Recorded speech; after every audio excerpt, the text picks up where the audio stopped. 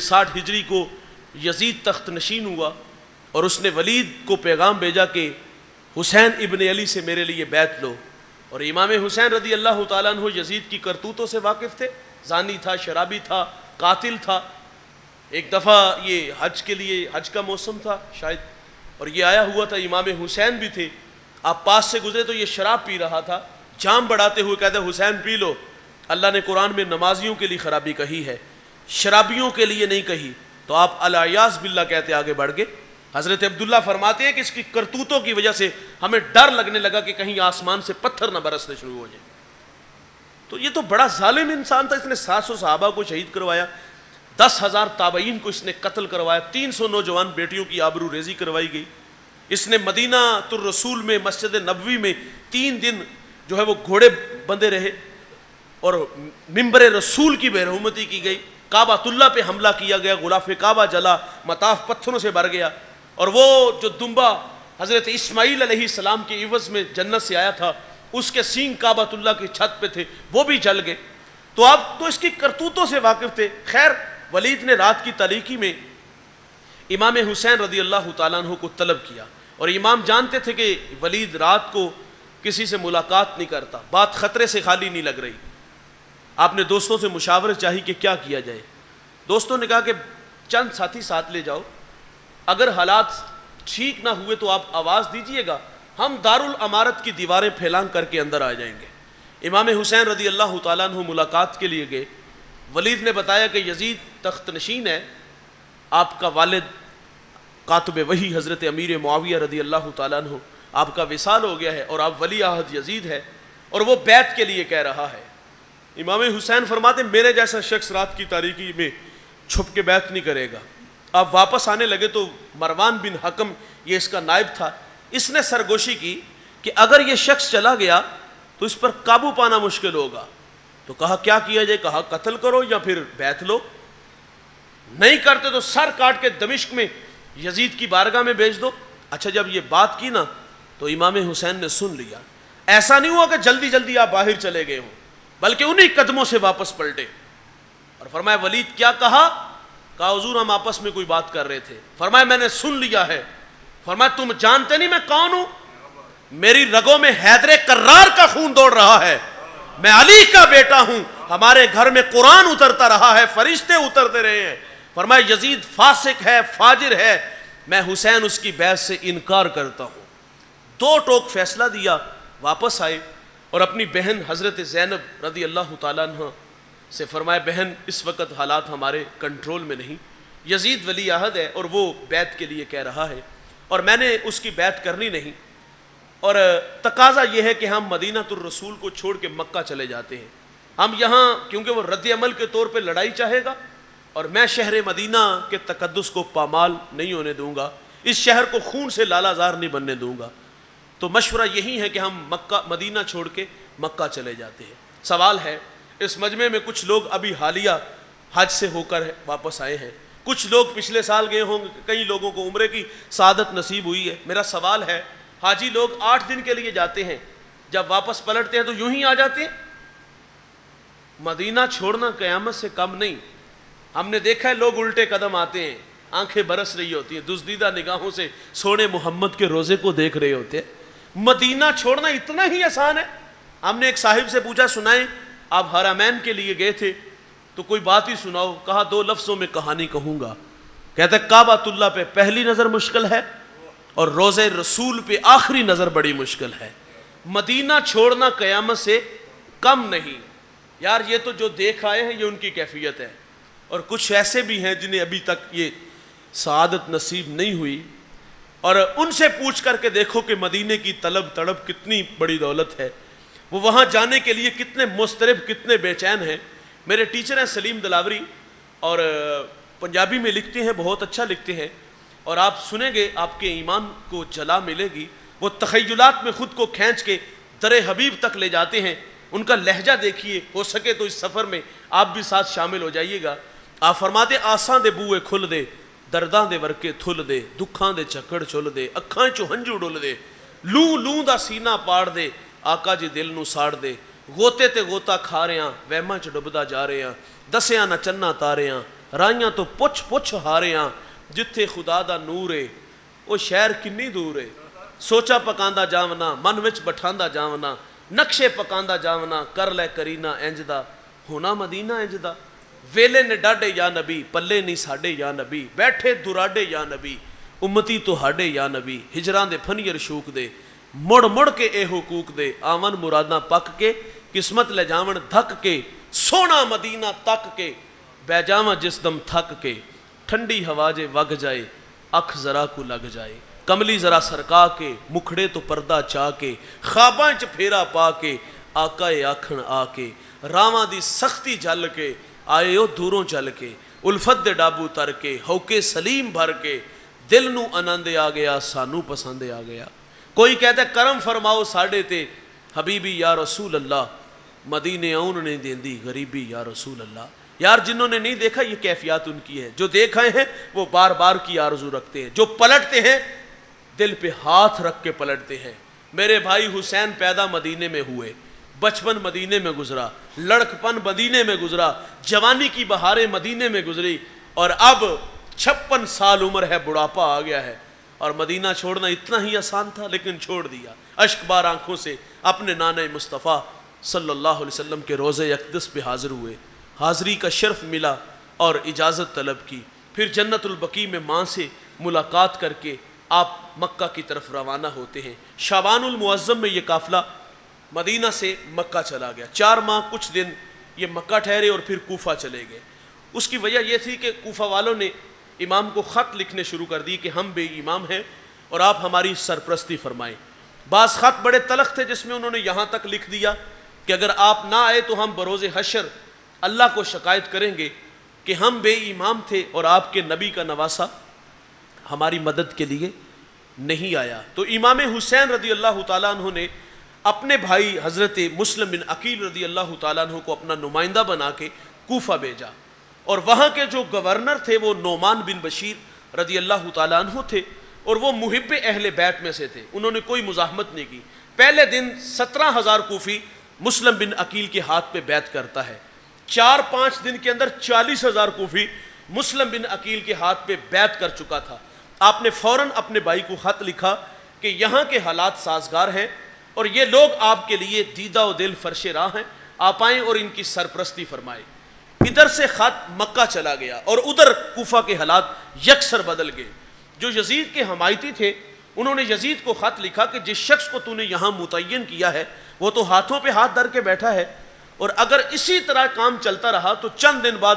یہاں تیری حکومت کو خطرہ ہے اور اس میں انہوں نے کہا کہ کسی ایسے شخص کو بھیجو جو یہاں کے فتنے کو آگے دبائے تو اس نے پھر اس بدبخت کو بھیجا ابن زیاد کو اور وہ رات کی تاریکی میں آیا حجازی لباس پہن کے آیا کپڑے چہرے پر کپڑا اوڑھ کے آیا اور جب یہ کوفہ داخل ہوا لوگ سمجھے کہ شاید کہ امام کی سواری آ گئی ہے لوگ اس کے پیچھے پیچھے چلنے لگے اور یہ سیدھا حضرت نعمان بن بشیر رضی اللہ تعالیٰ عنہ کے محل تک آیا اور آپ نے محل کا دروازہ بند کیے چھت پہ چڑھے آپ بھی سمجھے شاید کہ امام حسین آ گئے ہیں تو کہا میرا مشورہ ہے کہ آپ واپس چلے جائیں اس نے اپنے چہرے سے نقاب اٹھایا اور کہا دروازہ کھولو مجھے یزید نے بھیجا ہے نعمان بن بشیر رضی اللہ تعالیٰ عنہ کو موصول کیا گیا اور مسلم بن عقیل کو شہید کر دیا گیا اس نے ایک خط کیا تھا کہ لوگو تم مجھے بھی جانتے ہو اور میرے باپ کو بھی جانتے ہو میں اور میرا باپ اہل بیت کے بڑے پرانے دشمن ہیں اگر کسی نے ان کا ساتھ دیا تو پھر اپنا حساب خود لگا لینا پھر وہی ہوا الکوفی لا یوفی کوفی وفادار نہیں ہوتے ان کی بے وفائیاں پہلے سے ہی بڑی مشہور تھی حضرت علی کے ساتھ ان لوگوں نے کیا سلوک کیا تو حضرت مسلم بن عقیل مسجد میں آئے تو پیچھے ہزاروں کوفی تھے لیکن جب سلام پھیرا تو پیچھے ایک بھی کوفی باقی نہیں تھا مسلم بن عقیل کو شہید کر دیا گیا نعمان بن بشیر کو موصول کیا گیا ابن زیاد اب وہاں کا گورنر ہے اور ادھر سے امام حسین رضی اللہ تعالیٰ عنہ نے 2 ذوالحج یا 7 یا 8 ذوالحج کو وہاں سے کوفہ آنے کا فیصلہ کر لیا صحابہ نے کہا کہ حضرت آپ ٹھہرے پوری دنیا سے لوگ آئے ہوئے ہیں آپ خطاب کریں ہم یزید کی اینٹ سینٹ بجا دیں گے تو آپ فرماتے ہیں کہ میں حرم کا مینڈا نہیں بننا چاہتا میرے نانا مصطفیٰ نے میرے کندھوں پہ کچھ ذمہ داری عائد کی ہے میں انہیں نبھانے جا رہا ہوں اور ساتھ فرمایا کہ انہوں نے خط میں یہ کہا ہے کہ اگر آپ نہ آئے تو ہم اللہ کو شکایت کریں گے امام حسین کے دل میں اللہ کا خوف تھا اللہ کی خشیت تھی کہ میں اللہ کا سامنا قیامت کے دن کیسے کروں گا، اگر میں نہ گیا تو یہ اللہ کو شکایت کریں گے۔ تو وہ خوف الہی امام حسین کو کربلا کی طرف لے گیا۔ اور دوسری بات کہ حضرت امام حسین کی شہادت بچپن میں ہی مشہور ہو چکی تھی، وہ کربلا کی مٹی دی گئی کہ جب یہ خون بن جائے تو جان لینا حسین شہید ہو گئے ہیں۔ اور دوسری بات، حضرت علی رضی اللہ تعالیٰ عنہ ایک سفر میں تھے تو ایک کھلے میدان میں پڑاؤ ڈالا گیا تو آپ خیمے سے باہر آ کے رونے لگے۔ کسی نے کہا حضرت کیا ہوا؟ فرمایا یہ وہی جگہ ہے جہاں میرے بچوں کو شہید کر دیا جائے گا۔ شہادت کی خبر بچپن میں ہی مشہور تھی۔ انہوں نے ہر چند کہا، لیکن آپ فرماتے میرے غم گسارو، میرے جان نثارو، مجھ کو نہ روکو جانے دو، مجھے نانے کے دی کی ڈوبتی کشتی بچانے دو، میں جاتا ہوں کہ دنیا میں وفا کا نام رہ جائے، میں رہوں نہ رہوں پر عظمت اسلام رہ جائے۔ فرمائے لوگو اگر میں نہیں جاتا نبی کے گھر کی آن جاتی ہے، تمہارا دین جاتا ہے، میری غیرت ایمان جاتی ہے۔ آپ آگے بڑھے تو راستے میں عرب کا مشہور شاعر فرزدق سے ملاقات ہوئی، حالات پوچھے، کہا دل آپ کے ساتھ تلواریں یزیدیوں کے ساتھ۔ اور تھوڑا سا آگے بڑھے، حضرت حر 1000 کا لشکر لے کے آ کے آپ کا راستہ روک لیا۔ 2 جگہ پہ پڑاؤ ڈالا گیا اور ایک جگہ پوچھے یہ جگہ کون سی ہے تو بتایا گیا کہ یہ کربلا ہے۔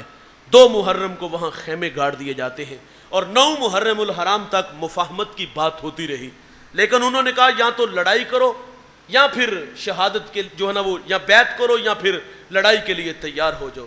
آپ نے اپنے ساتھیوں سے کہا کہ ایک ایک کر کے یہاں سے آپ چلے جاؤ، یزید کی لڑائی میرے ساتھ ہے اور میں تمہیں اپنی طرف سے رخصت دیتا ہوں۔ لیکن انہوں نے بھی کہا کہ ہم نے جینے مرنے کے وعدے کیے ہیں، بے وفا نہیں، ہم آپ کا ساتھ نہیں چھوڑیں گے۔ ساری رات اللہ کی یاد میں گزری اور ادھر شراب کے جام چلتے رہے۔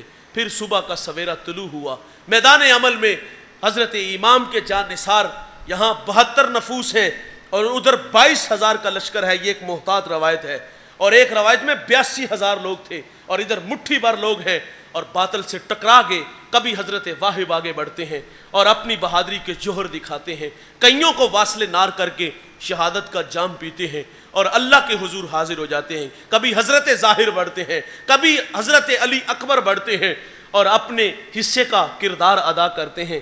پھر جب دشمن کی طرف سے زخم لگے، آپ گھوڑے سے زمین پہ آ گرے تو تڑپ سے گئے اور کہتے ابا اپنے بیٹے کو سنبھالیے۔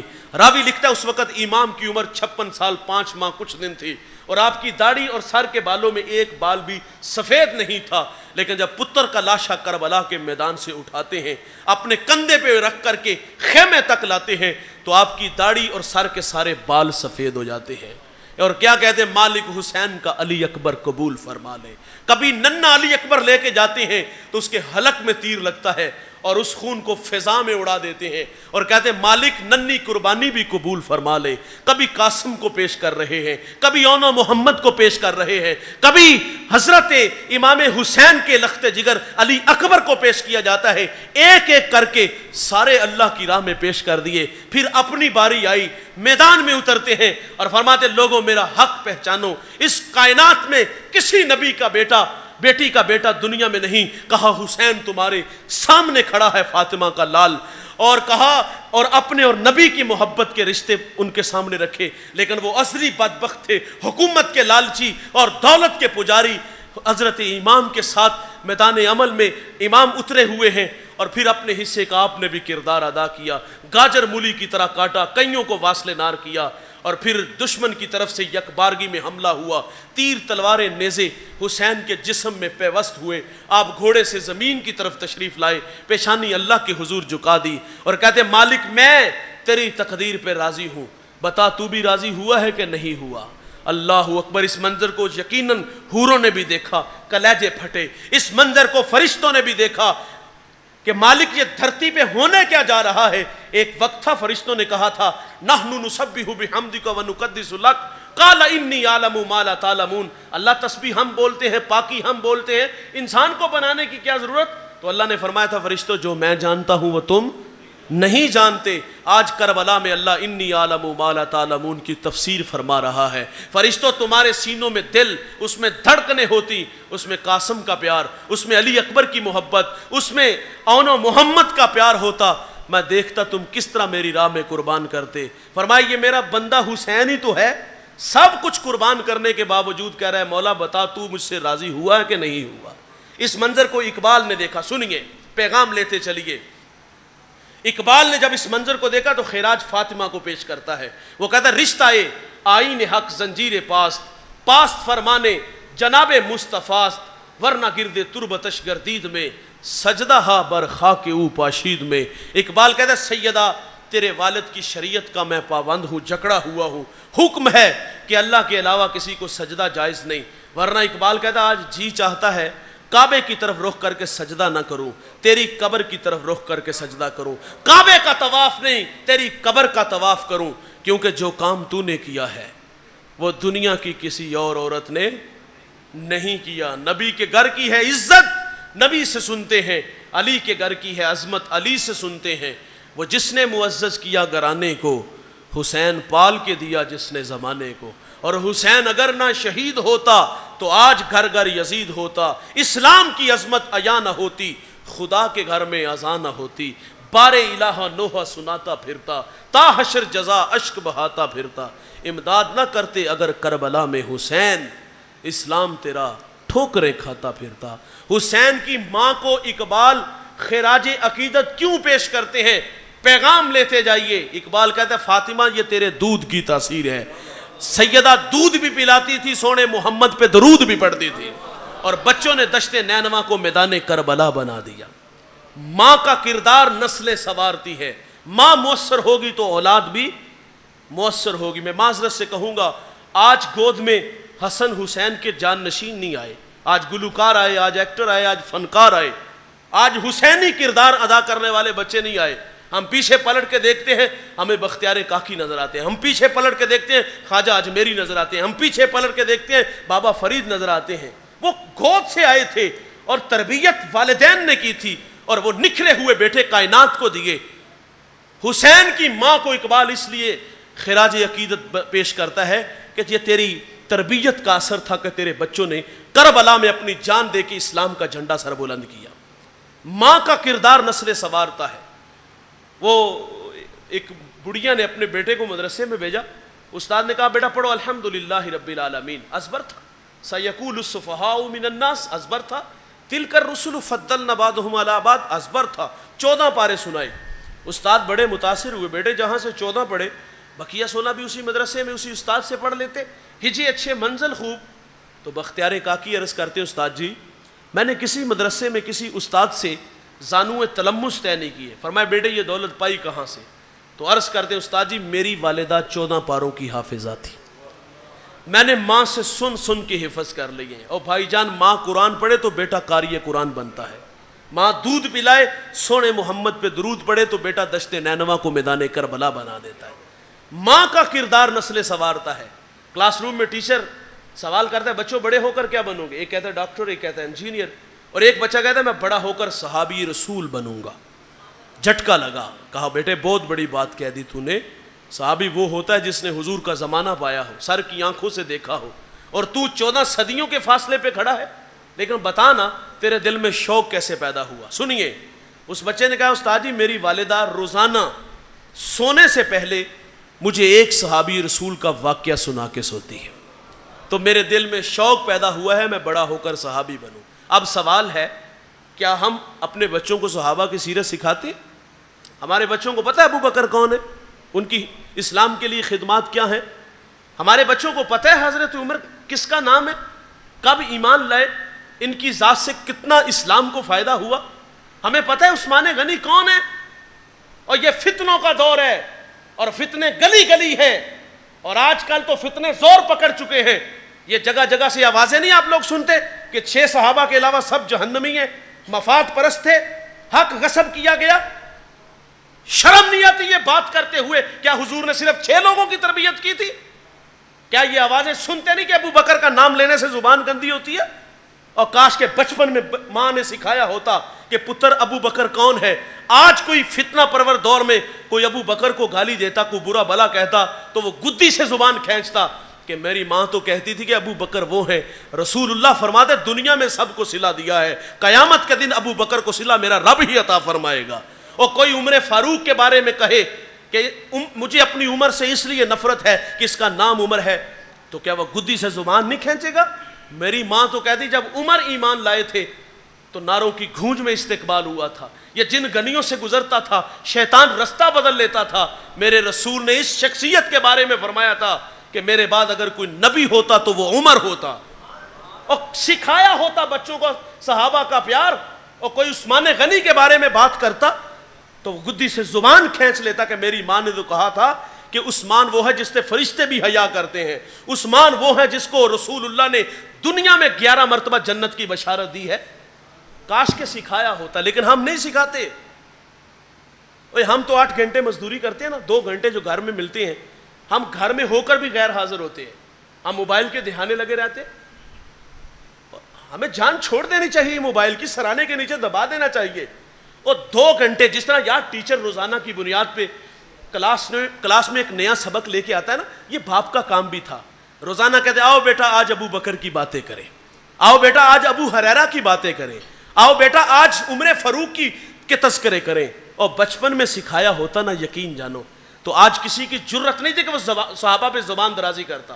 لیکن معذرت سے ہم نے بچوں کو صحابہ کا پیار سکھایا ہی نہیں ہے.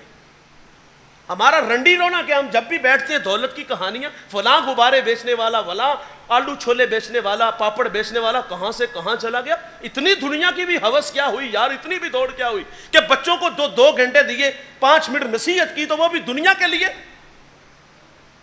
کاش کے اپنے بچوں کو آخرت کا بھی درد دیتے, کاش کے صحابہ کی محبت بھی سکھاتے. کلاس روم میں منصور علی ایک بہت بڑا رائٹر گزرا, وہ کہتا ہے میں نے ایک بچے سے پوچھا بیٹا بڑا ہو کر کیا بنے گا, تو وہ کہتا ہے میں بڑا ہو کر نور الدین زنگی بنوں گا.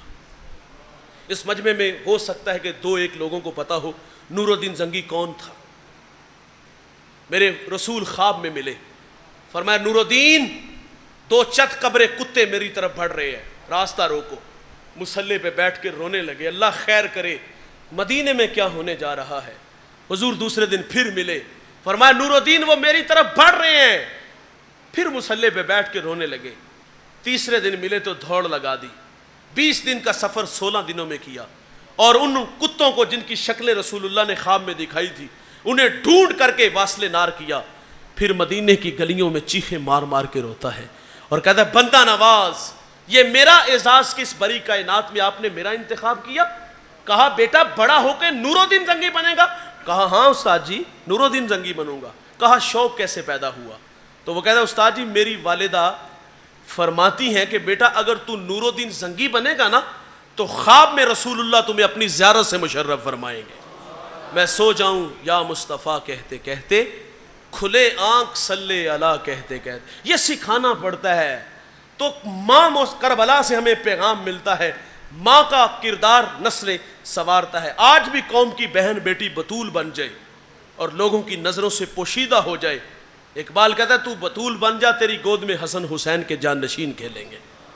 اور دوسری بات میرے بھائی, کربلا میں حسین ابن علی وقت آخر جب پورا بدن زخموں سے چور چور ہے, علی اکبر کا لاشا بھی پڑا ہے, علی اکبر کا بھی لاش اصغر کا بھی پڑا ہے, وہاں قاسم بھی بکھرے ہیں, اور وقت آخر اپنا بھی جسم زخموں سے چور چور ہے, اور پیشانی کہاں ہے, سجدے میں. اور کیا کہتے ہیں, مالک میں تیری تقدیر پہ راضی ہوں, بتا تو بھی راضی ہوا ہے کہ نہیں ہوا. امام حسین نے وقت آخر بھی نماز نہیں چھوڑی. ایک نعرہ لگائیں حسینیت کا, حسینیت حسینیت. یقین جانو ناراض نہیں ہونا, یہ نعرے کھوکھلے ہیں. محبت عمل کو آسان کرتی ہے, محبت دعویٰ ہے, عمل دلیل ہے. حسینیت کے نعرے تو ہیں لیکن عمل ہی کوئی نہیں.